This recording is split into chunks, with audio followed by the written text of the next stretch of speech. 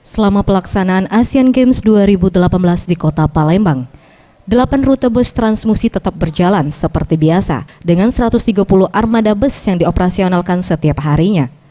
Namun untuk rute Kertapati dan Pelaju, bus Transmusi tidak diizinkan memasuki dalam kota dan hanya bisa mengantar penumpang hingga halte BKN Jakabaring.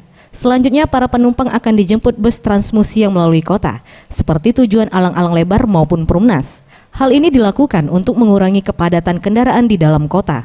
Memang ada perubahan dikit di halte BKN, itu yang jalur dari Kertapati nggak masuk lagi ke kota, itu disambut oleh bis-bis yang akan menuju kota kayak Alang Lebar, yang Pelaju, PIM, itu disambung di situ.